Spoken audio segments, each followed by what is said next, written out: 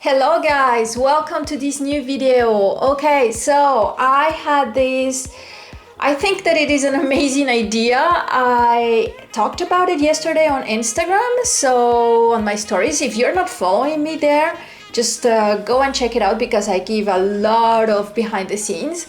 I'm going to put the link down below for my Instagram. It's GoalSettingForEquestrians as for here, so same name. Anyway, so the idea is the following. I have been working with a new trainer. This is my third ride with him, and really guys, I've already seen the difference with my horse, the difference with my position and myself. So yeah, I thought that it would be maybe quite interesting to just take you along with me and with me, my horse and my trainer on this progression. I know that I love watching these types of videos because I learn a lot. I'm a very visual person, so I learn a lot by watching others ride. And as my horse is like progressing so fast, I thought that it would be neat to show you. Besides, I will be trying to take a lesson a week, so this is something that you will be able to just follow up like really consistently. So anyways, today's work, so just so that you know, I am I'm editing all the warm-up. So here my horse is already warmed up, he's ready to work. We've been warming up for 20 minutes, I think. And I will be taking also all the pauses when we're just walking because, well, I think that that's a little bit like nothing interesting to see on that. So don't be afraid if you see my horse work and myself work. There are pauses in between, of course. It's like, my poor guy, he needs to take a breather. So anyways, here what we are asking for my horse is to be a little bit more active on his hind leg, and you will see that sometimes he loses rhythm. Like you see, if you watch like his hind legs, sometimes you'll see that he skips a bit or something like that. It's just because I'm yeah, exactly what happened there. So what's going on is that I'm just touching him. I'm not whipping him, I'm touching him with the whip just to tell him, hey, I want you to make your behind it a little bit more active. And the thing is that for the moment I'm not able to do this with only my legs. He's on the lazy side, my guy. He's an amazing horse, I really love him to bits, but he is a little bit on the lazy side. So I know that when I use my legs, the reaction is not completely there. So yeah, I'm just using the whip as a help to help me out with that. And for the moment, what we're asking on the trot is like on every big side, like here, we're asking him to trot a little bit more, like to give me a little bit more of trot, and then to come back with keeping the action behind. Because the thing is that he is very good to come back from a next medium trot, because this is not even an extended trot. He's very good to come back to a normal trot, but he loses his activity a lot, and it's very easy for him just to plunge in his top line. So that's what we're asking him now, just to keep on pushing. Yeah, that's the word. Sorry, that was my phone. So anyways, I'm asking him to push. And another thing is that as you can see, I'm still bouncing a lot because guys, I am not supple at all, and I'm working a lot on my suppleness, I'm working a lot on my strength, but I'm yet a little bit like a robot. As you can see, it's like my upper body is pretty, well, I wish it were more supple. I don't have another word.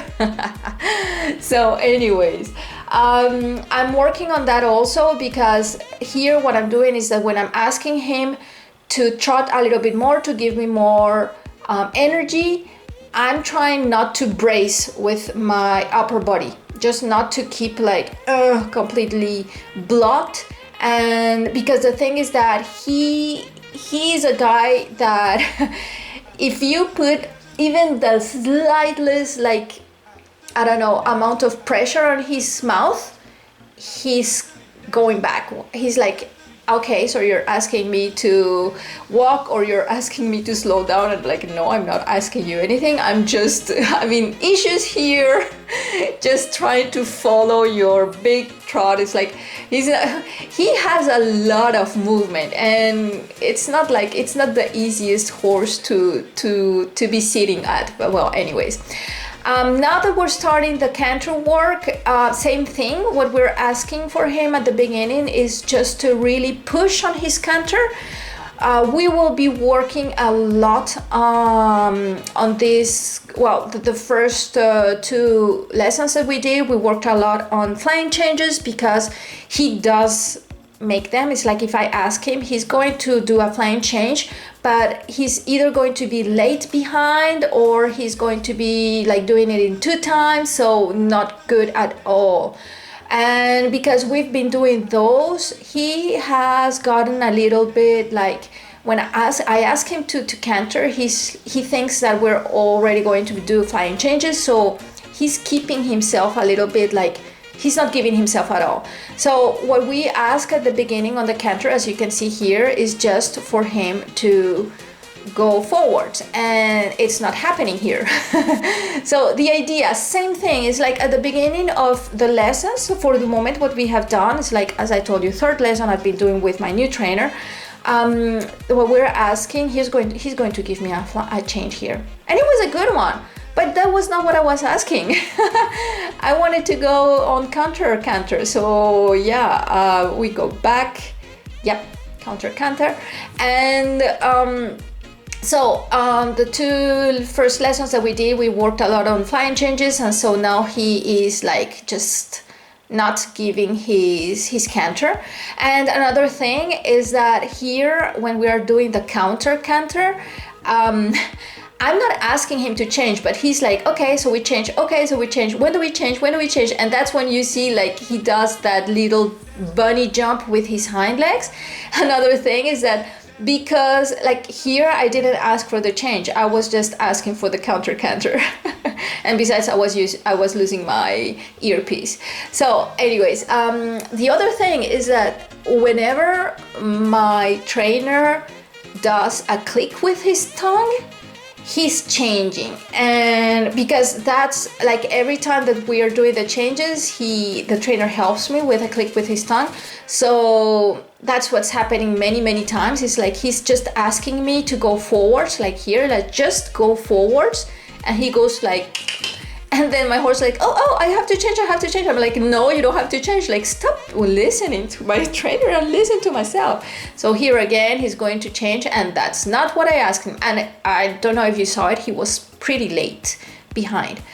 So, yeah, the thing is that, okay, so it is not easy for him to do the flying changes because, as you can see with his conformation, his hind end is a little bit higher than his front end, and so it is quite difficult for him to do the flying changes. But the thing is that it's not just for him that it is difficult. The thing, guys, is that for me it is also difficult because when you're doing flying changes, you not only have to be like very precise with your aids, you also have to be very fast with them. Like when you change your aids from cantering to the right to cantering to the left, it's like you're supposed to be really fast with your legs, with your own legs. But the thing is that because I'm already like trying to use my strength to really sit on my horse and ask him to go forwards, etc. It's like my muscles are not fast enough. Not at all.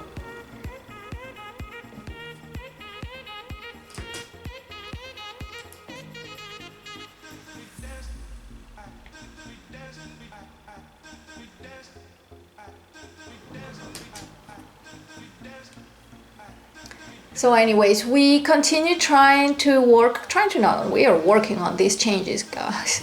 And like for the moment, there are times that you're going to see I'm going to use a little bit the stick, like here.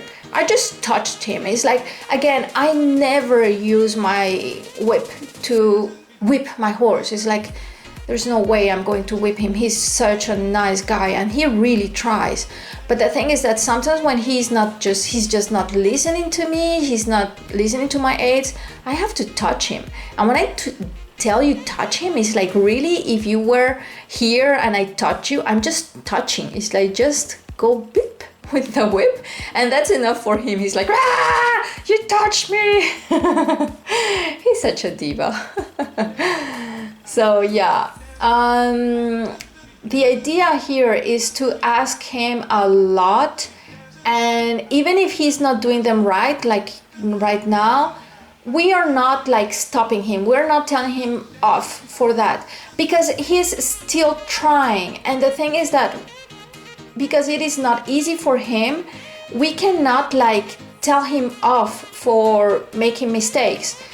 As long as he continues trying, we will be okay with it, and we are just going to be patient, because that's what you have to have with your horse.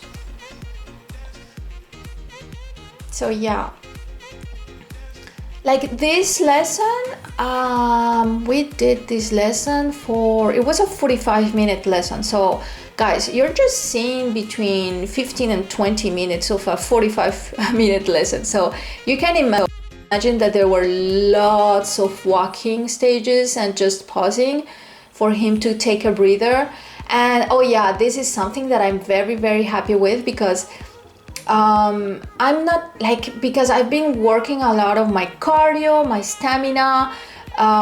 This is something, again, if you want to follow the behind the scenes, this is something I talk a lot and I show a lot on my Instagram stories, because every single day I am doing something to make myself better as a rider. So either I am working on my mindset, I am doing visualization, or I am working on my cardio, on my core work, on my strength, flexibility.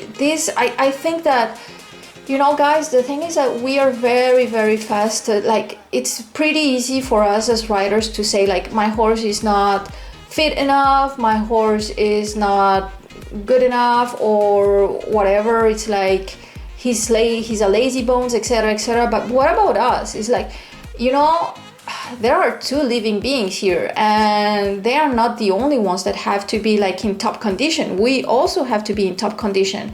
And for example, yesterday I was commenting on one of the stories of a pretty person, a very good writer, somebody that I really appreciate on Instagram. And she was saying that, so she posted this page from a book that was saying that it was very, very important for horses to be in a good mental state, like relax. And if your horse is not relaxed, he's not going to be able to give 100% to you, etc., etc. But of course, I am 100%. I agree 100% with this. But the thing, guys, is that the horse cannot be. Oh my goodness, I touched him there. I was like, hey, you're not listening to me. Yeah, so going back to what I was saying, the horse cannot be really like cool in his head if the rider is not cool in his head neither. It's like, of course, it is important to work on your horse's mental state, but my goodness, how important it is for you as a rider to work on your mindset. Because if you are stressed out up there, if you are just, I don't know, afraid or angry or whatever, like how is your horse supposed to just be cool? It cannot be cool. It's not possible. So yeah. Anyways, here we're starting a new. This was the first time that we tried this exercise, And here he's been a little bit naughty because again, my trainer is just clicking his tongue to make him to keep with to help him keep with his canter, and he's trying to give me a flying change. And so we're like, no, this is not what we're asking. What we wanted here is like, this is just the beginnings, like really beginning stages of a pirouette. And the idea is to put his hind leg into the circle, as you see here, and ask him to canter on that position. And I don't know if you can see it, but when I ask him to canter, his bum goes out. And that's because it's difficult for him, of course. So that's not what we're asking. It's like we're asking, okay, so that was a good one. That was a good canter transition because he kept his bum inside. And just keep in mind, guys, that this is because of this exercise. Because of course, when you want to do a canter transition, you want your horse to be as straight as possible. So no bumps inside, but because we are working on the preliminary pirouette work, we are just asking him to keep his bum inside. So yeah, here he put again his bum outside. I'm asking again for the canter transition, and you will see when I change leads, when I change sides, it's going to be easier for him because on this side he is way more, he's not supple at all, so it's more difficult for him. So now that I'm going to change sides, you'll see it will be much easier for him, and so much more easier that we're not even going to work a lot on this side. We're just going to, so I'm putting his bum inside, keep it inside. You can see already like his incurvation is way more pronounced on this side. It's much easier for him. And again, he just did his canter transition pretty fluidly, and he keeps his bum inside. So I know that this side is much easier for him. So we're just asking for a little bit more to the center, like I'm trying to get nearer and nearer to my trainer. Oops. Sorry, my robot had a little bit of issues there. Didn't know where I was going. Oh yeah, and by the way, all these images come from the PIXIO robot. That machine is amazing, guys. Really? If you're looking for a robot that is going to follow you and zoom and everything, this is amazing. So yeah, the PIXIO. If you want any details, just ask away. I'll give you all the information on that. And I'm not sponsored at all. So yeah, because it was good, now we're going into our happy canter. So the idea at the end is just I'm doing a posting canter because I'm liberating his back, and just telling him, good guy, like this is good. We're just, okay, we're done. Okay guys, so I hope you liked this video, and put down in the comments below if you liked it, if you want something more, and I'll be showing them to you.